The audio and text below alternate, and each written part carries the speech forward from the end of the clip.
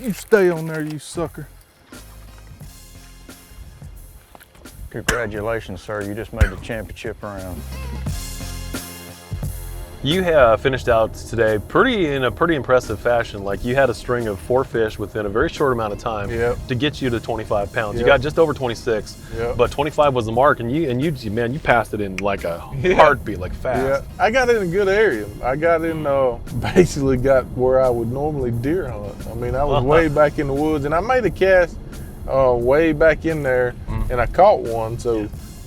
Obviously that just made me push on back in there and just see what I could do. So what did you learn throughout the course of today that you can carry forward? So I've made a lot of championship rounds. I mean a lot. And I think one of the things that gets me in trouble is trying to duplicate how I caught them to get there, if that makes sense. But I don't know, we may go back to the same lake, and for sure, I mean, it's nature. Even though I know it's bit me in the past, I'm gonna try to duplicate what I've done, which is fish as far up these creeks as I can go. I mean, typically where you can't get a bass boat, I'm going way, way, way up them.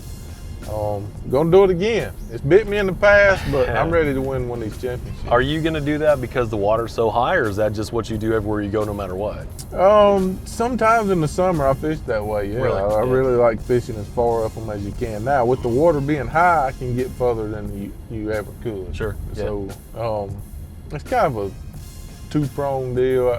When I get way up them, it kind of narrows down, so it's not as overwhelming as the rest of the flooded lake. But it can be a good summer pattern, for sure. What'd you catch them on today? I caught them on top, so I caught them on a plopper, buzz bait, and then I caught them flipping strike cream game hog. So it's been a 1-2 combination. Top water, I'm catching some on top water that I couldn't catch on the game hog, and vice versa. So definitely a 1-2 punch. How did you feel about this fishery when you figured out that this is where you were going to fish? Because I mean, everybody here's got a little bit of experience. I mean, there's nobody here who's like a newbie to this right lake. I've been here a couple times, never under these conditions. We fished it up one time, but it was dirty, and we caught an incredible amount of bass. We're catching them fairly good this week, but in relation to what really the lake really is, it's not that great. So this place is full of fish. They're just so scattered. They're hard to pinpoint, and that's part of the reason I'm going to them creeks.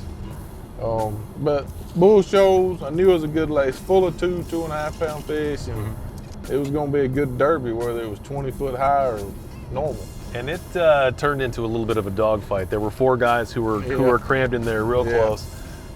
Talk about the fact that you're back in the no practice, no knowledge, no information, don't even know where you're going in the morning. I know you're a big fan of that. Yeah, I am a big fan of it, and I understand both sides of it now, but I'm just a big fan. Again, that's the way I grew up. I've said it 4,000 times.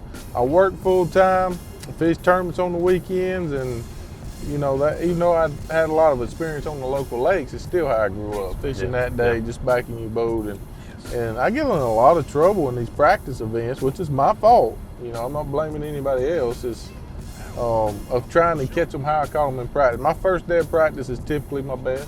I always have a great day. For instance, at Table Rock, the first day it was, I had like 47 flipping bites. It was incredible. 2 days later, the water fell a little bit.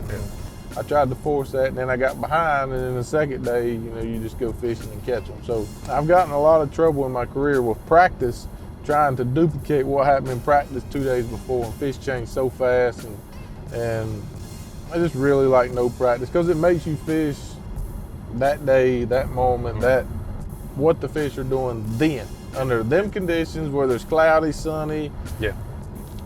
Practice, you may crush them under the clouds and then go back and try to catch the same fish under the sun, and it don't work out. So love no practice, freaking love it.